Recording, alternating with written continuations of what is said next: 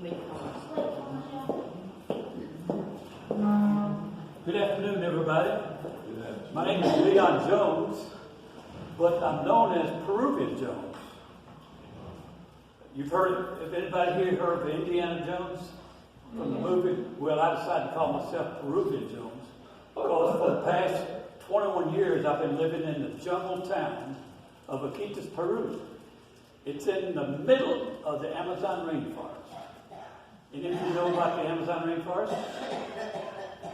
Well, it's hot down there. A whole lot hotter than Franklin. Even in winter?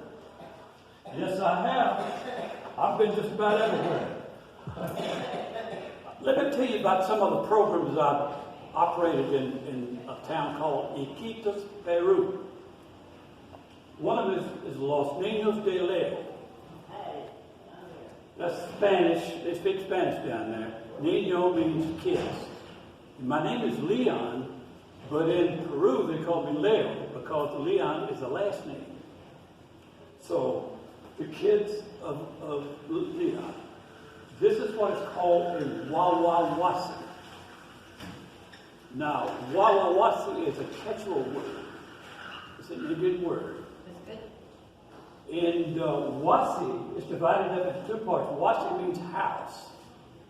If I ask you what wawa means, does any of you have any idea what wawa means? I'm sorry? Wawa means baby. That's the sound a baby would make. Wah, wah, wah, if they're crying or they want something. So essentially it's a house for babies. It's a house for children. 3 to 6 years old. And it's more or less a daycare center. It opens at 8 o'clock in the morning, and they go home at 1 o'clock. Now, this neighborhood that I live in is so poor that the children don't have much to eat down there. So what I do, I was told when I started the Wawawasi, if you want these children to pay attention, you have to feed them. And so I have a 8 o'clock, they would come in and eat breakfast, have lunch at 12 or 12:30, and then leave and go home at 1 o'clock with a sandwich. When I first started the Wawawasi,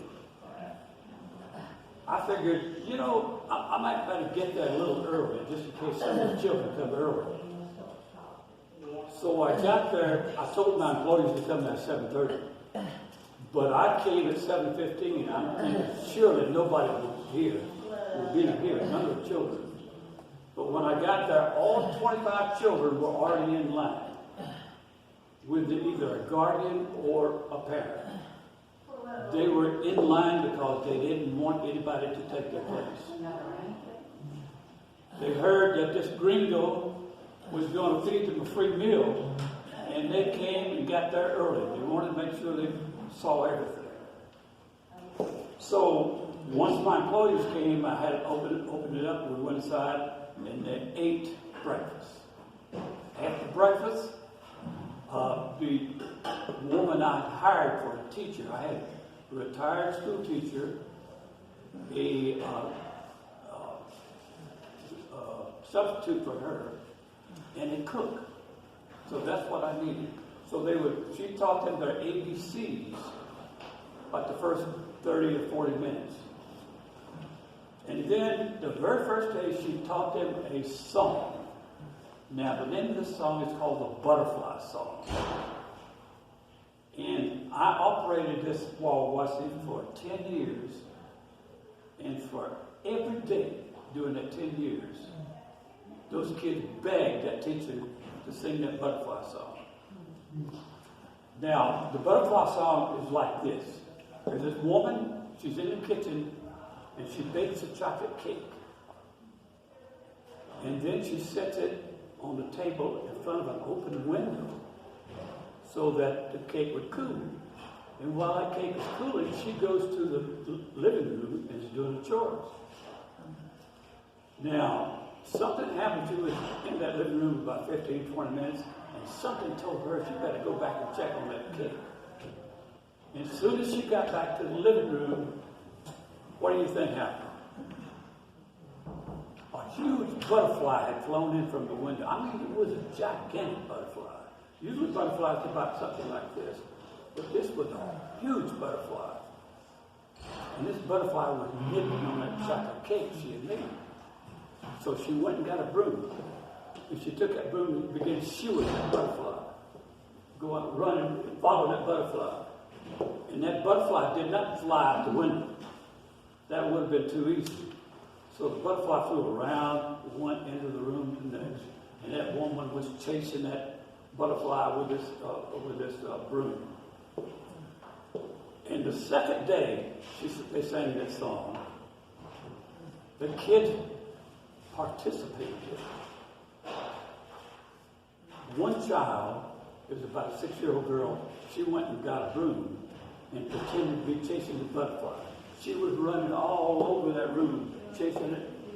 And the 24 children were pretending to be the butterfly. Those kids were 3 to 6 years old. They were running around the room, giggling, laughing, and flapping their arms like this, like a butterfly does, like a flag.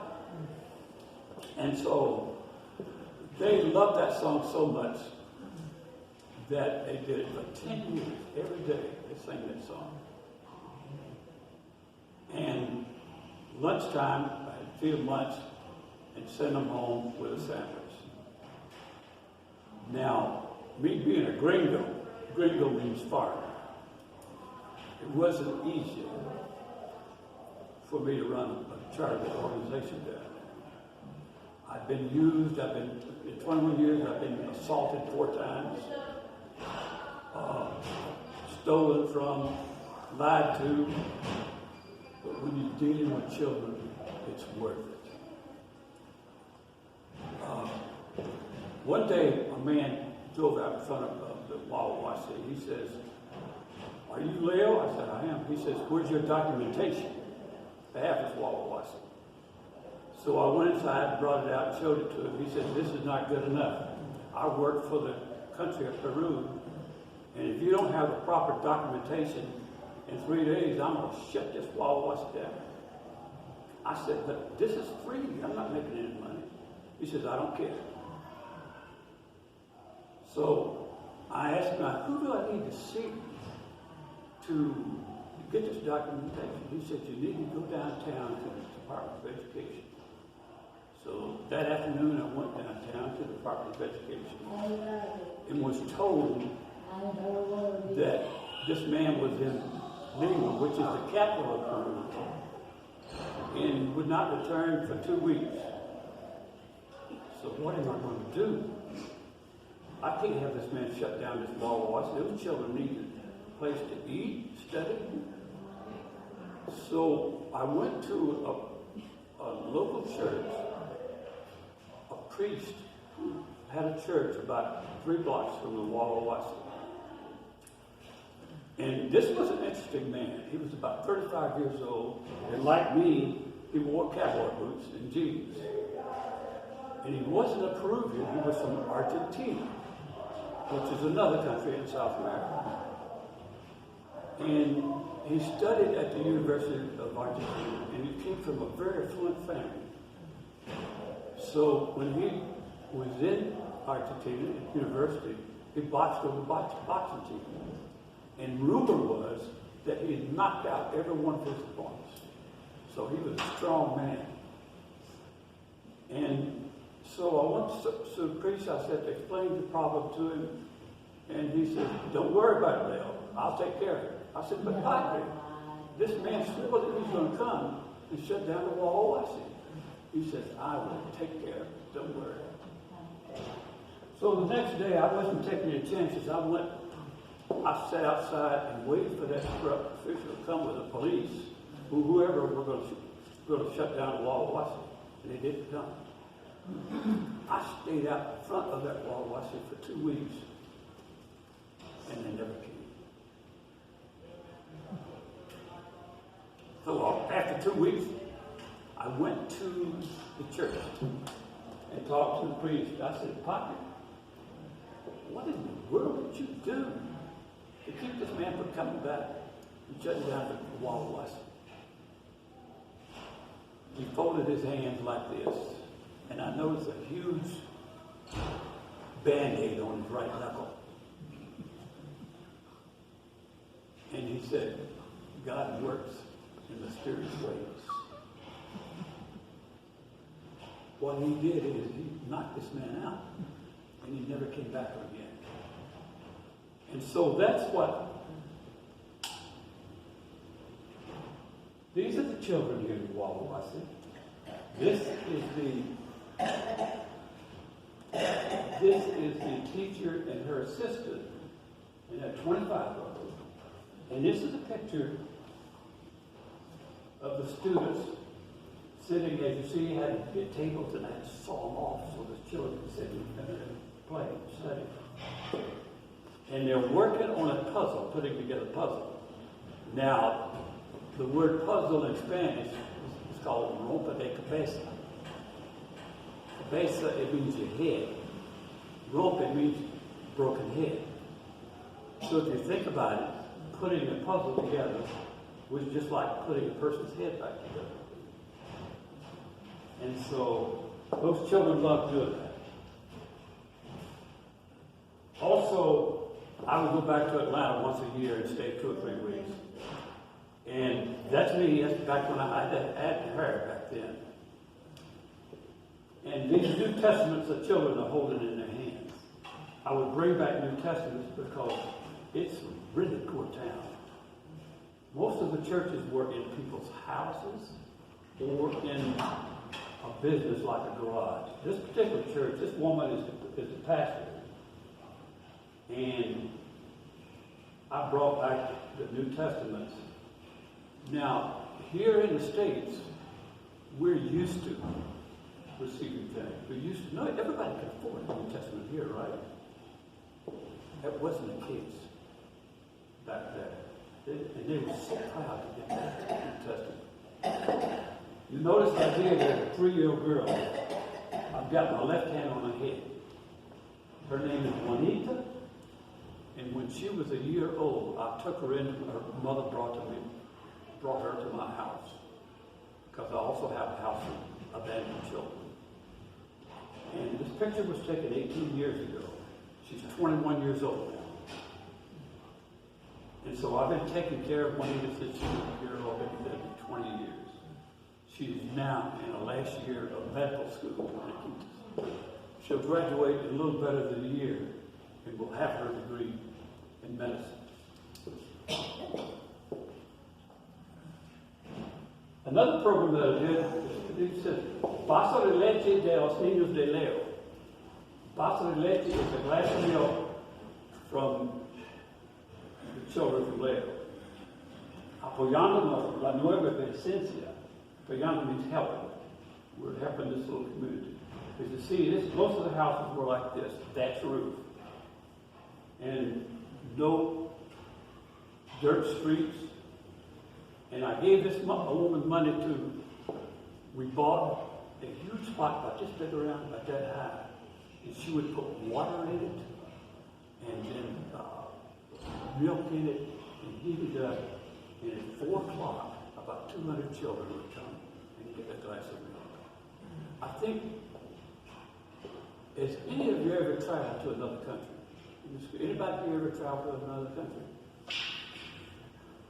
Well, in some of the countries like Peru and in South America are really poor. And they don't get anything. There are no milk programs down there. These children got their milk from right here. So, that's one of the things. This is a special needs school here.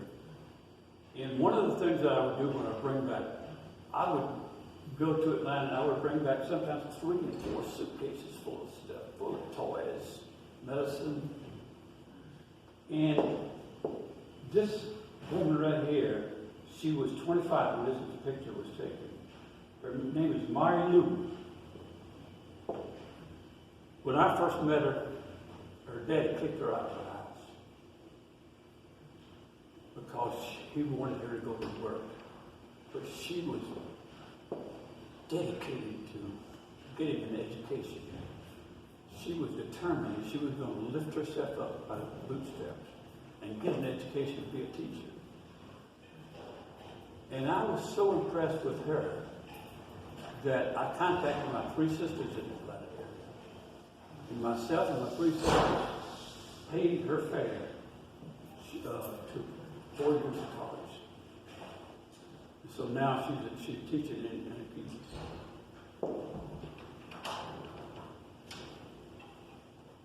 This is where I'm bringing back, this is me. This is my sister clinic, a doctor and a couple of nurses. And I bring back medicine. Pharmaceutical companies in the Atlanta area, once the medicine was out of date, they couldn't use it. It was still good. They told me it was still good. And I would take it down to Peru, I'd give it to this doctor, and he would give it to the people he could give it to. Now this is also had a Christmas party. This is the only picture I have of my Christmas party. We had a fire in my house about 5 years ago, and we lost a lot of pictures. But what I would do is, anytime I wanted to do something in this neighborhood, I would contact the women. I contacted 10 women and gave each woman 10 tickets to go to the Christmas party. And so they would bring their children to this location. They would have to walk about a mile and a half, and bring the children to this location. If you notice here, we've got a clown. In Peru, they don't use the Santa Claus. They use a clown for a Christmas party. And he will bring a big boom box, a lot of medicine, a lot of music, and play loud music. And he would lead these children in various games, such as musical chairs. Have any of you here ever played musical chair? Did I see it? You saw one hand. I played it when I was a kid. I never won anything, but I played it. And they had other games like who could scream the loudest, and who was the best dancer. And it would give them candy, the ones that won. Now, when you have a Christmas party in Peru, you've got to have hot chocolate. That's tradition.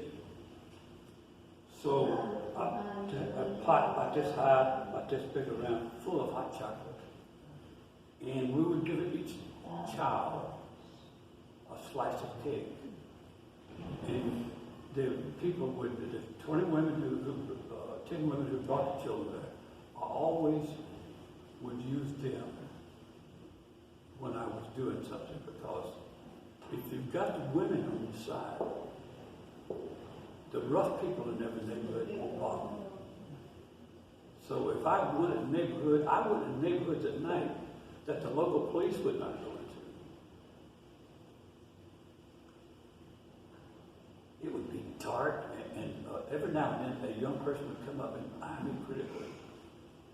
And the women would say, "This is Senor Leo. Don't bother him."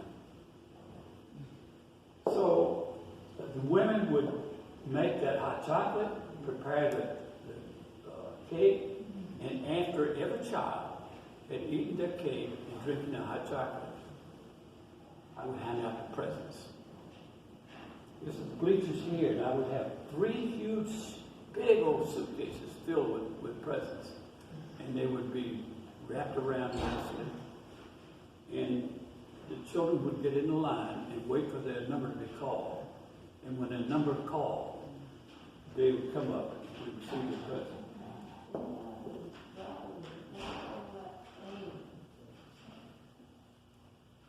Now, after about 10 years, I could no longer have a Christmas party.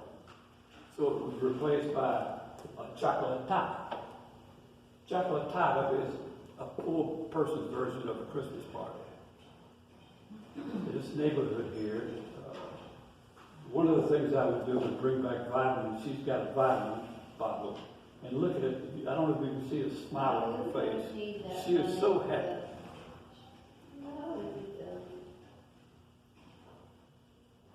Tell me something. Can you look at this little girl here? Can you look at this child and not give her something? That is poverty. You'll notice that it's a street out there, it's dirt. She's receiving her hot chocolate and her slice of cake.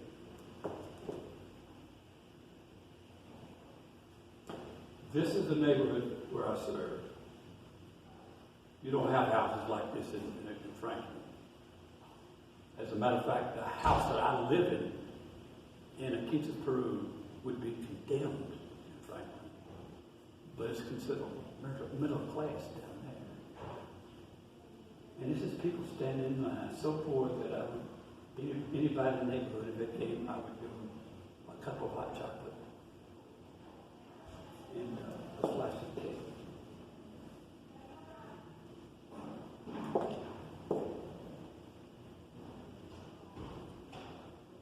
Just looking at that picture makes me homesick, makes me want to go run and jump on a plane and go back down there. This child is so proud to get that present.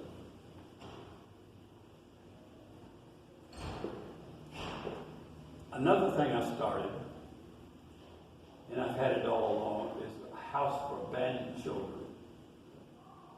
Now this is the little girl's name is Belly, and that's our dog Osa. Osa means bear. They named the bear because she's got so much fur.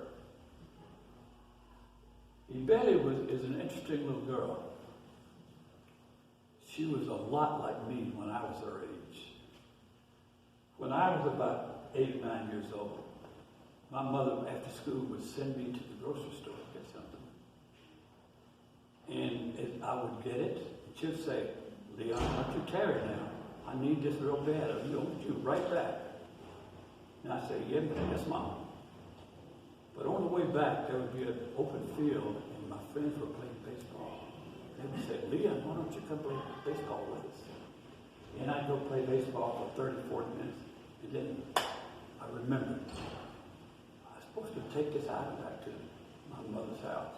And so I ran the rest of the way back to the house. And Mother would just look at me, shake her head. She'd say, "Son, what am I going to do with you?" But she never disciplined me. And I was a lot like a Betty. When I first met her, she was living under the house. Now the houses down there, you may have noticed from the previous pictures, are located, most of them are located about several feet above the ground. That's because it rains. During the rainy season, they would have water in the house if they didn't have built so high up. She was under that house. And she was way back at the far end. She was back there, and I'm trying to coax her out. I said, "Betty, don't you want to come in with me?" What had happened is that some of her friends had told her, "This gringo is going to come and take you away and take you with him. And you don't want to go to this gringo because he's got horns on his head, like the devil." And she was convinced that I had horns on my head. Well, as you all can see, I don't have any horns. And I pointed this out to her, Betty. I said, "I don't have any horns." And I eventually, by coaxing with her, I finally took her and friends to a bodega, which means grocery store, and bought a soft drink, cookies. And after they ate the cookies and drank the drink, she was convinced that I wasn't the devil after all. And so she came and lived in our house.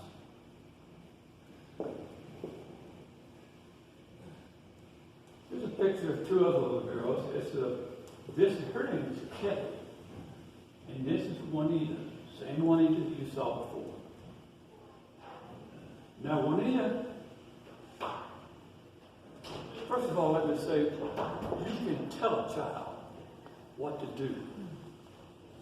Don't do this, don't do that. not entirely listening to you. They're watching what you do. And so Juanita watched me, what I did.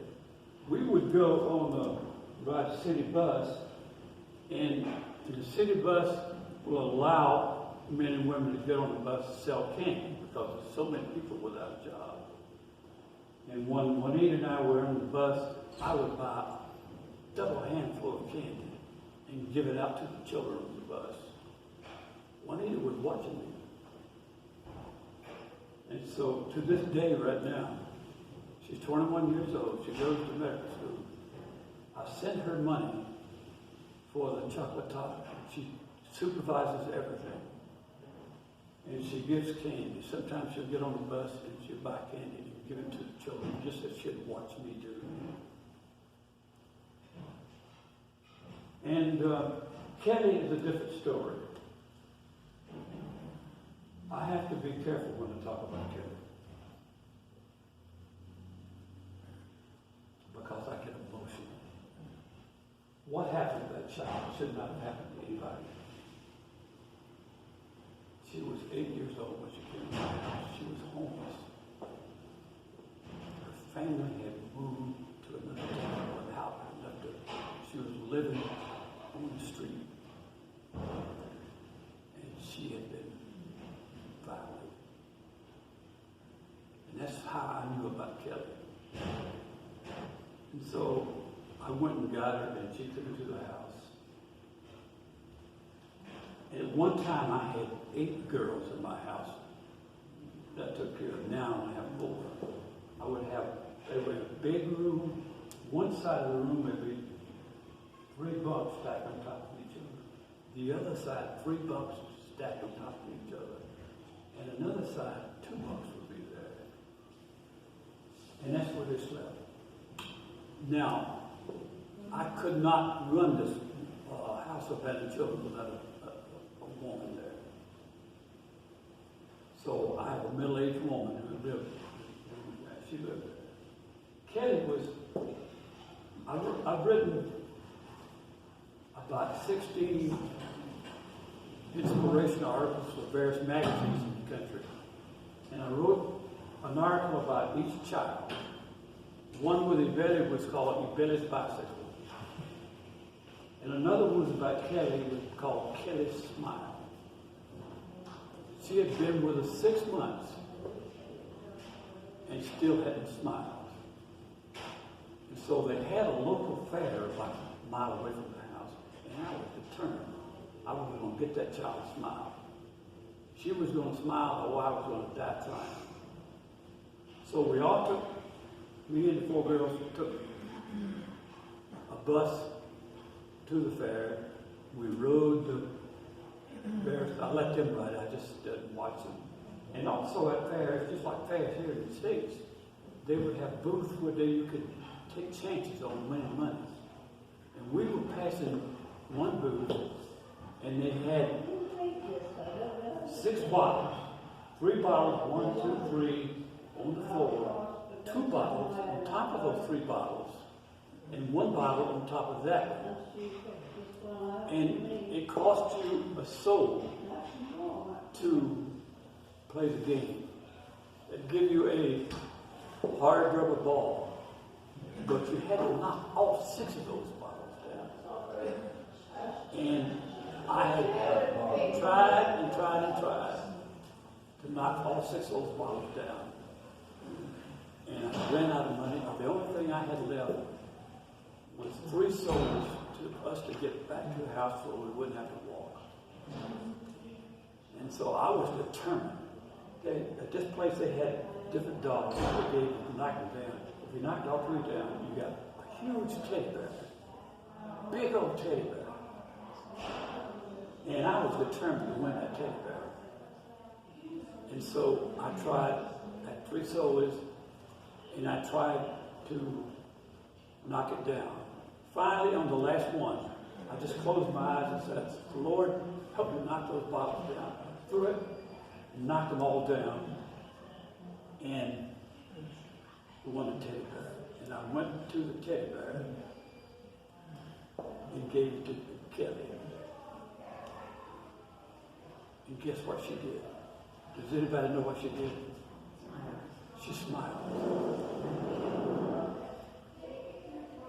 Her face lit up in a big smile. We had to walk a mile and a half back to the house. But she had that teddy bear around. The other child, take care of Johnny. Johnny is 6.5 years old. She's been with me for 6 years. 6 years ago, her father took her to me and said his wife had run off with another man, and he needed to go down the Amazon River and fetch his mother and bring her back. And would I take care of her for 2 days? And I said I would. He didn't come back. So she's been with me for 6 years. I've watched this girl walk for the first time. She was 6 months old. When she came 11 months old, she began walking. And when she walked to me, that was the happiest I've been in a long time. I smiled. Big old smile creased my face. And she's just enjoying to take care of this child. And I'll close by saying this. It hasn't been easy running a charity organization program in Peru. But it's been the most rewarding experience I've ever had in my life. I've watched this girl and this child walk for the first time.